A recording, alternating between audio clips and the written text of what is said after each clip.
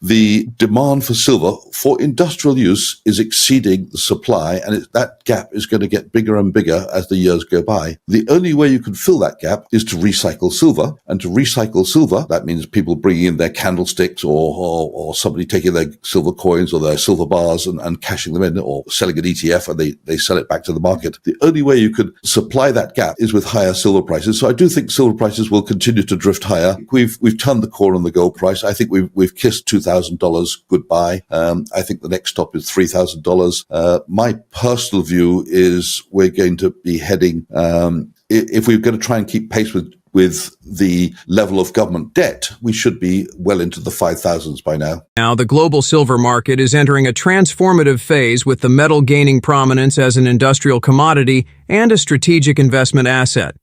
According to a recent report by the Silver Institute, silver's role in green technology such as solar panels, electric vehicles, and advanced electronics has cemented its importance in the global transition toward renewable energy and electrification. This shift is driving a sustained rise in demand, contributing to a projected supply deficit of 182 million ounces in 2024. The supply-demand imbalance in the silver market is further underscored by limited mining output, which has been declining for over a decade.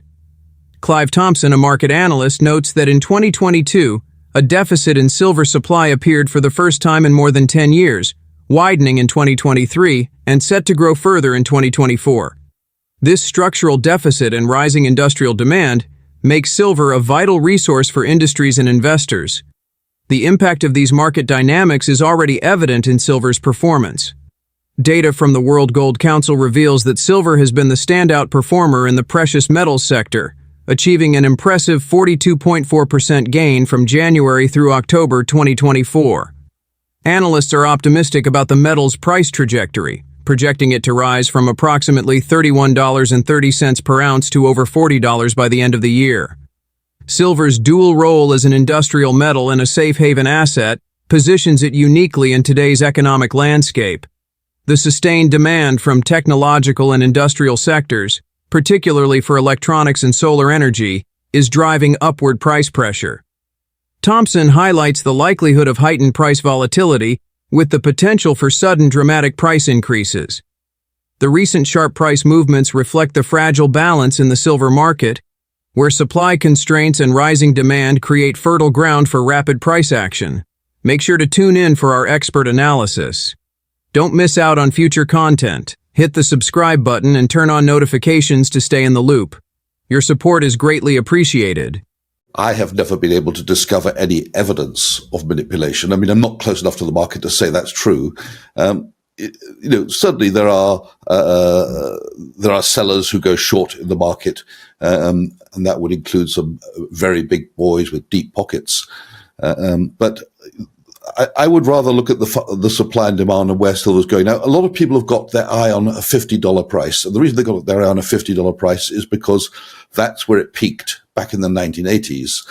But if we adjust that number for inflation, that $50 price really should be well over 100, perhaps 150 or something like that. So how high can silver go? I think it can go an awful lot higher. The real situation we got with silver is a supply and demand imbalance. The industrial demand plus cutlery, jewelry demand exceeds the mine supply. The mine supply of silver has been dropping for the last decade. It's lower now than it was a decade ago, and it continues to drop. Whereas at the same time, the demand for silver, particularly from electronics, is rising rapidly. So the electronics use of silver, driven in part by the photovoltaic industry, is rising by about 20% a year. That's not likely to stop, because we're going to have more and more electronics year after year. So in 2022, for the first time, at least in more than a decade, we had a situation where there was a deficit of silver relative to mined silver. That deficit became bigger in 2023 and is likely to be much bigger in 2024. So we're in a situation where the demand for silver for industrial use is exceeding the supply, and that gap is going to get bigger and bigger as the years go by. The only way you can fill that gap is to recycle silver. To recycle silver, That means people bringing in their candlesticks or somebody taking their silver coins or their silver bars and cashing them in, or selling an ETF and they sell it back to the market. The only way you could supply that gap is with higher silver prices. So I do think silver prices will continue to drift higher, maybe go in spurts, like the one we saw a few weeks ago, when almost in days silver went from around 30 low 30s. It rose by 6% in one day, 7% in one day. It went up to 35, maybe $36. And then it's obviously pulled back now by about 20%. So we could have those sort of moves, sudden, sharp movements, and it's very hard to burrow down and find out what causes them. But when they do happen, what it does do is cause all the shorts to run for cover. So when the price move starts, all those people who are short, and there'll be an equal number of people who are short and long, all those who are short suddenly say, oh my God, it could be on its way to 50, and then they rush to cover. That causes more buying, spiking the price higher than it should be. Gold prices continued upward on Thursday, marking the fourth consecutive day of gains. The precious metal's safe haven appeal was bolstered by heightened economic and geopolitical uncertainties, with global stock markets under pressure. Notably, investor sentiment was hit after Nvidia's revenue growth forecast failed to meet expectations, dampening the recent enthusiasm surrounding AI-driven stocks. Rising geopolitical tensions have further supported the demand for gold. Economic concerns also weigh heavily on investors. Clive Thompson highlights that one of the most significant catalysts for gold prices today is the growing unease over U.S. government debt and expanding budget deficits. While lower interest rates have a modest positive correlation with gold prices, the more significant driver of market sentiment remains the alarming trajectory of federal debt. According to the U.S. Treasury, the national debt now exceeds $36 trillion, nearly quadrupling since the pre-2008 global financial crisis era and growing annually since 2001. The sustained rise in debt, coupled with projections of worsening budget deficits, paints a concerning picture. Debt levels are increasing faster than the economy is growing, creating an unsustainable situation. Thompson explains these fiscal challenges amplify gold's allure as a store of value and a shield against economic instability. Let's get back to the interview. There is a fairly weak correlation between interest rates and the gold price. In other words, falling interest rates are positive for gold, but it's a weak correlation. It's certainly not the major one. I think the major one affecting the gold price at the moment are worries about the level of US government debt and the fact that the budget deficits are forecast to grow larger, and there's, as of now, no sign of the US government addressing those problems. To solve it, they would need to have a mixture of raising taxes and lowering costs. And of course, the political will to do either of those is not very high. So the feeling is, and not only the feeling, the projections from the US government's from the Congressional Budget Office, the projections are that deficit is going to grow and the level of debt relative to GDP is going to grow. What does that mean? It means the debt levels are increasing faster than the economy is growing, and that means that it's in an unsustainable situation. And it's not just me saying that.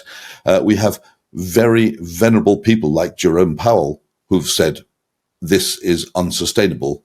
I won't go into the long list of people who've said it, but everybody who's in the know basically knows it can't continue like this, because at some point something breaks and then all hell breaks loose. Traditionally, gold and silver miners outperform on the upside and underperform on the downside. We've had a decade when that's not been true. If we were to return to some sort of normality for the gold mining sector and the silver miners, the price of those shares probably would have to double from here just to keep pace with the present gold and silver prices. I think the reason why we've had this underperformance, we obviously had this decade from about 2012 onwards to 2021, 22, when gold was doing nothing. It sort of went into a giant saucer shape and didn't really go anywhere. The the problem with that was a lot of people were looking at the massive bull market going on in stocks and saying, my God, I'm missing out on the latest hot stock. Where can I get the money? And they look at their portfolio and they say, I've had this gold mining stock for 5 years or 10 years or 3 years, whatever it is. It's a dog. Sell it. And then they go and buy Nvidia or Microsoft or Apple or Facebook or whatever the hottest stock of the day is, whatever they've got their eye on. So I think what we've had is rotation out of gold mining stocks into the, let's call it the Mag 7 for simplicity, and people are chasing hot stocks. At some point, the mining stocks will be the outperformers. We're not there today, but at some point they will be. And when that happens, I think we'll see that money coming back into the mining stocks, propelling them much higher. So one of the problems the mining sector has faced is rising costs. In the last couple of years, we've seen the cost of mining rising by something like 35%. That's since 2020. And the reason for that is mainly labor costs going up. But of course, with the gold price rising much more than that, we've got this leveraged effect on the bottom line. So gold mining companies are this year reporting absolutely outstanding results. And it's only a question of time before that starts to get reflected. There's probably still a lot of people who don't quite believe that gold's in a bull market. They say, it goes up and it goes down, it goes up and it goes down. But I think we've turned the corner on the gold price. I think we've kissed $2,000 goodbye. I think the next stop is $3,000. My personal view is we're going to be heading, if we're going to try and keep pace with the level of government debt, we should be well into the 5,000s by now. The script emphasizes the increasing significance of silver and gold in a shifting economic landscape. Silver demand is surging due to its vital role in green technologies like solar panels and electric vehicles, but declining mining output has created a growing supply deficit. This imbalance is driving silver prices higher, with recycling as the only short-term solution to fill the gap. Similarly, gold is benefiting from geopolitical and economic uncertainties, with analysts predicting prices to rise significantly as concerns over U.S. debt and deficits grow. Precious metals are positioned as critical assets for industries and investors alike, offering both industrial utility and a hedge against economic instability.